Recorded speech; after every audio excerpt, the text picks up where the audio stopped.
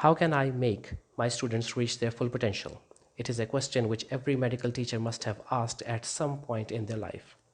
Let us see how we can use the concepts given by Abraham Maslow and Carl Roger under the humanism paradigm for improvement of our students in our day-to-day medical teaching. My name is Vakas Rabani and I am a student of behavioral sciences and medical education. The humanism approach is based on the philosophy that every human is innately good and has a free will. Therefore, human must be seen holistically with emotions and cognitions.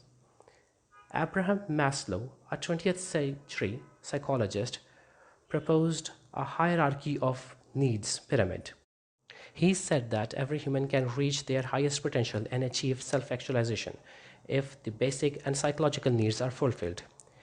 Carl Roger, another prominent psychologist of 20th century, proposed that adults learn best if the learning process have 5 fundamental elements. That is, their personal involvement in the learning task, where they are not only giving their cognitive inputs, but also emotionally attached to it. The learning task means something to the learner, and the learner can establish its significance in his or her personal life. The learner initiates and continues the learning task with internal motivation. The learning task is pervasive, which means it is so meaningful that it has potential to bring a positive change in learner's attitude and behavior. The learner evaluates his or her performance and defines what success looks like. Now, let us see how we can apply this humanism approach to teaching in undergraduate medical students, which can be used in any setting like lectures, PBLs, CBLs, or bedside teaching. Any learning task can be broadly divided into 2 parts, the designing and the conduction part. While designing any learning task or activity, the facilitator must self-reflect on these questions.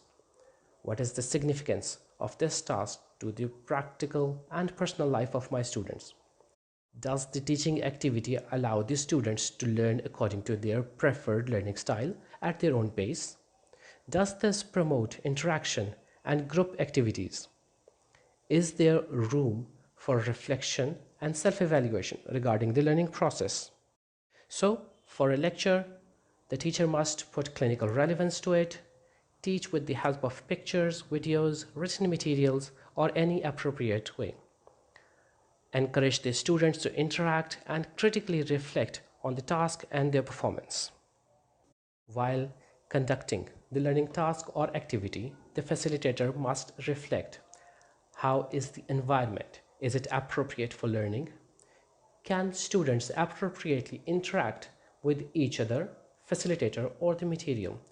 Was the task exciting enough to generate positive emotions in my students? Did they get a sense of achievement after completing the task?